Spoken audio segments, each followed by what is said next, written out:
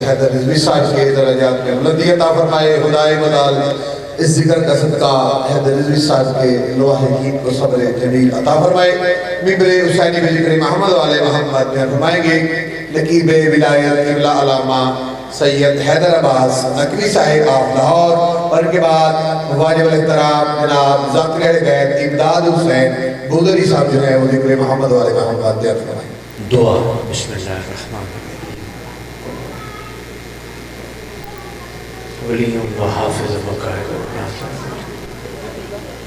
یا رب اجل فریا.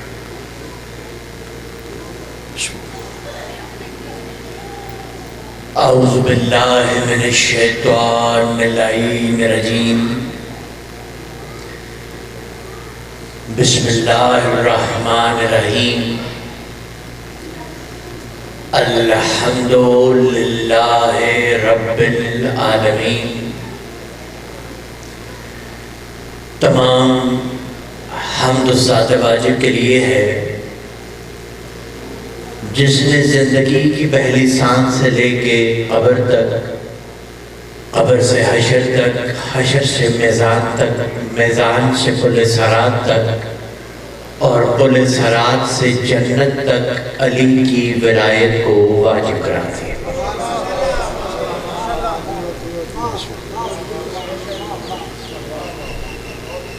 درود السلام یاسین پر اور آل یاسین پر، میرے سرداروں پر، 12 اماموں پر، تقوی کے میناروں پر، ہدایت کے چراغوں پر، کائنات کے سحروں پر.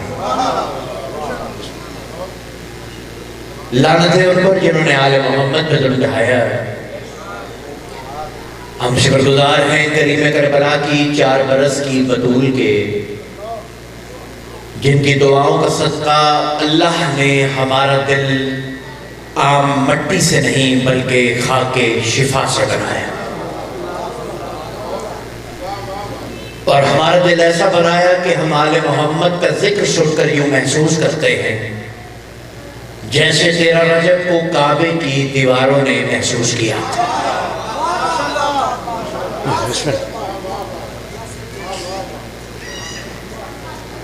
مولا آپ سب کا یہاں پہ آنا، ہمارا پڑھنا، آپ کا سننا، مولا ہماری اس عبادت کو اپنے بارگاہ میں شرف قبول عطا فرمائے. ظاہر ہے کہ ہمارے یہاں آنے کا ایک ہی مقصد ہے. یہاں سب ذاکرین خود یہ فرش عزا بچھانے والے ہیں، اور آنے کا مقصد یہی ہے کہ حیدر کو حیدر سے ملے ہوئے 40 دن ہو گئے.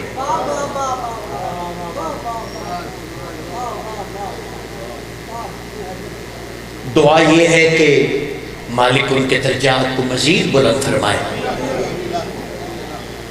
دعا ہے کہ انہیں اور ہم سب کو امام زمانہ کے سپاہیوں میں شمار فرمائے.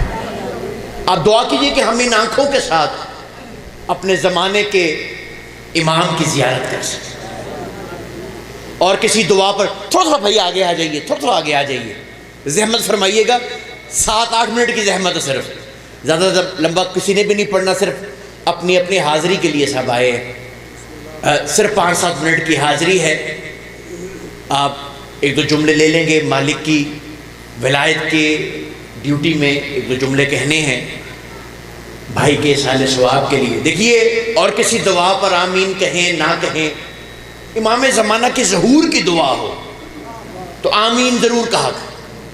اس کی وجہ یہ ہے کہ 73 فرقے ہیں اور سب کا یہ ایمان ہے کہ مہدی آئیں گے، مگر مہدی کے آنے کی دعا صرف شیعہ کرتے ہیں، 72 نہیں کرتے.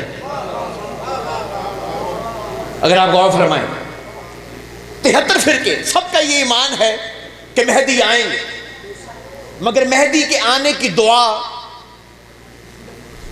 صرف شیعہ کرتے ہیں، 72 نہیں کرتے. میں وجہ بتاؤں گا، اگر آپ میرے ساتھ شامل ہو جائیں گے تو مالک کی ظہور کی دعا میں شمار ہوگا. وجہ کیا ہے؟ 72 یہ دعا کیوں نہیں کرتے، شیعہ کیوں کرتے ہیں؟ وجہ یہ ہے شیعہ امام کے ظہور کی دعا شوق سے کرتے ہیں، 72 خوف سے نہیں کرتے. سوچ رہے بولیے گا بھائی، بڑی مہربانی آپ جی ہیں، آپ سلامت. کہ میرے مولا سے پوچھا گیا تھا، مولا یہ اللہ کہتا کن فیکون قرآن میں، کیا وہ کن کہتا ہے پھر فیکون ہوتا ہے؟ سرکار نے فرمایا، میرے صادق امام فرماتے ہیں اللہ کن کہتا نہیں ہے کہ ہو جا، اگر وہ کن کہے تو ہو، کن نہ کہے تو نہ ہو، پھر تو طاقت کن کی ہوگی نا. وہ کن کہتا نہیں ہے، ہاں اسے کن نہیں پڑھنا پڑتا کچھ کرنے کے لیے، وہ کن نہیں کہتا. لیکن میں آپ کی تھکاوٹ کو دیکھتے ہوئے جملہ کہہ رہا ہوں، جسے 7 زمینیں 7 آسمان بنانے کے لیے بھی کن نہیں پڑھنا پڑا، وہ بھی ان پہ درود پڑھتا ہے.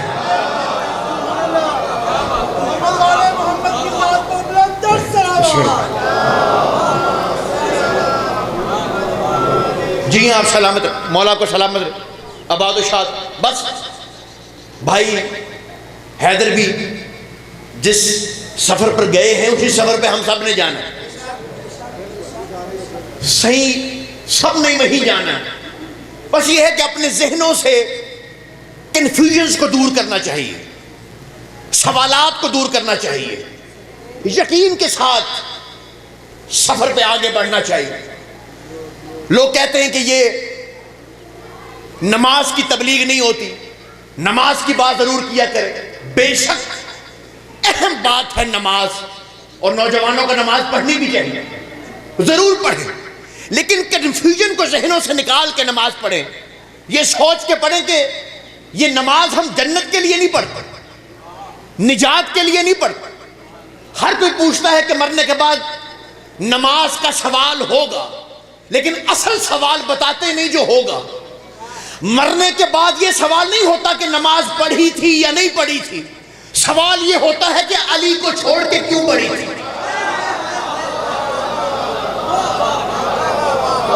تو جو ہے یہ نہیں سر. جی ہاں حیدری، تو مجھے ہے ہی نہیں سکتا. اگر آپ کے معیار کی بات ہو تو آپ نے بھی تھوڑا سا تھوڑا سا ذرا آپ بولیں گے. یہ نماز روزہ یہ اہم ہے قبلہ، یہ نماز روزہ اہم عبادات ہے. کیونکہ ظاہر ہے کہ چہلم کی مجلس ہے، اس لیے مجھے یہ پیغام دینا ہے، یہ بڑی اہم ہے نماز روزہ. لیکن یاد رہے کہ یہ جو نماز ہے یہ بالغ کے لیے، نماز واجب ہوتی ہے بالغ پر، اور روزہ واجب ہے ڈاکٹر صاحب بالغ پر. بھائی امداد آپ کے لیے دعا کے لیے جملہ کیا، ہاں میرے بزرگ میرے محسن بھائی امداد پیچھے تشریف فرمائیں، بس وہ آپ سے بھی خطاب کریں گے. میں چھوڑ رہا ہوں اس ایک جملے کے بعد. نماز واجب ہے بالغ پر، اور روزہ واجب ہے بالغ پر.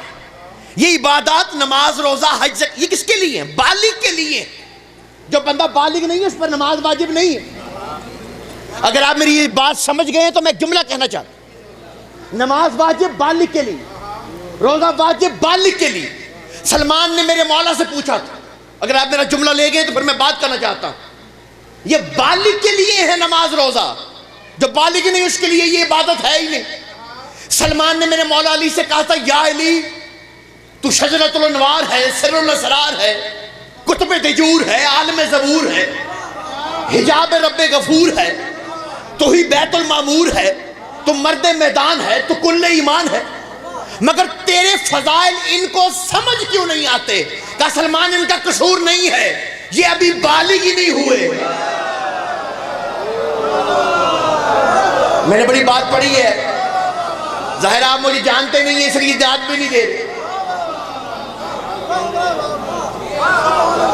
بھئی میرا نام حیدر عباس نقوی ہے، اگر آپ نہیں جانتے تو کوئی ایسی بات نہیں، لیکن جس کا میں ذکر کر رہا ہوں اس کی ولایت پہ اقرار تو آپ عالم رواح میں کر کے آئے ہیں. توجہ ہے یہ نہیں سرکار؟ مولا آپ کو سلامت رکھ. بس آخری جملہ اور بات ختم. دیکھیے کہ بندہ اگر اتنا گناہ گار ہو کہ اس پر شہادت شرعی آ چکی ہو، حد جاری ہو چکی ہو، میں مشکل تو نہیں پڑھ رہا جی، میں آخری بات چھوڑ رہا ہوں.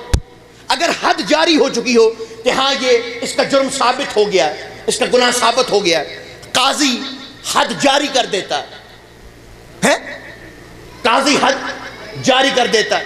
لیکن اگر وہی گناہ گار حرم میں آ جائے اور اب اس کو پکڑ کے کوئی اس پر حد جاری کرے، اس کو سزا دے، تو جو اس پر حد جاری کرے گا گناہ گار وہ۔ آپ انہیں میں دیکھ جی بسم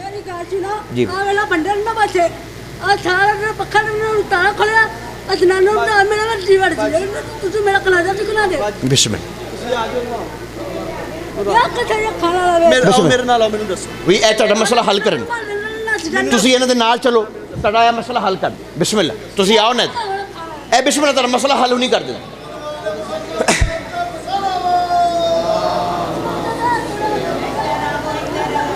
آپ انہیں چھوڑ دیا میٹر۔ دیکھیے میں ایک چھوٹی سی بات کر کے آپ کو ایک تحفہ دے کے بات چھوڑ رہا ہوں، مولا کو سلامت رہے، آباد و شاد۔ چھوٹی سی بات، بس ایک چھوٹا سا مسئلہ بیان کرنا ہے، آپ کو چھوڑ دیں۔ ہاں بھائی میری طرف دیکھ، تھوڑا سا میری طرف دیکھیے گا، میں نے کیا توجہات ایسے خراب نہ کیجیے۔ آخری جملہ، بات ختم۔ جس پر حد جاری ہو جائے، جس پر حد جاری ہو جائے، مایوس تو مجھے ہونا چاہیے، میں سمجھا نیاز دینے آئی۔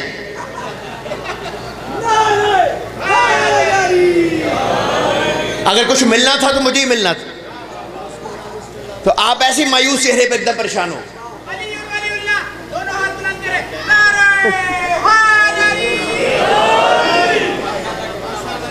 تو آپ اتنا پریشان نہ ہو، ایسا کوئی واقعہ نہیں ہو گیا کہ آپ بالکل سمجھیں کہ پتہ نہیں کیا ہو گیا۔ ہاں ایسا کوئی نہیں، کوئی جہاز کریش نہیں ہو گیا۔ ہاں میں کیا کہہ رہا ہوں، اگر حد جاری ہو جائے لیکن وہ حرم میں ہے، اب اس پر کوئی حد جاری کرے تو جو حد جاری کرے گا گناہ گار وہ ہوگا، کیونکہ قرآن کہتا ہے وَمَن دَخَلَهُ كَانَ آمِنًا، جو ہمارے حرم میں داخل ہو گیا وہ امان میں ہے، چاہے وہ گناہ گار ہے، مگر اب وہ کعبے کے سامنے کھڑا ہے، اس پر حد جاری نہیں ہو سکتی، کیونکہ وہ کعبے کے سامنے کھڑا ہے۔ اب اس پر چاہے وہ ثابت شدہ گناہ گار ہے لیکن کعبے کے سامنے کھڑا، اب اس پہ حد جاری نہیں ہو سکتی۔ بس میں یہ جملہ کہنا چاہتا ہوں، اس لیے میرے رسول کائنات نے فرمایا تھا یا علی مثل علی فی الناس کمثل الکعبہ، علی کی مثال امت میں ایسے جیسے کعبہ، جو کعبے کے سامنے کھڑا ہے، اس پہ حد جاری نہیں ہوتی، کعبہ جس کی قبر میں آ جائے۔ ہائے ہائے ہائے ہائے ہائے، جی ہاں،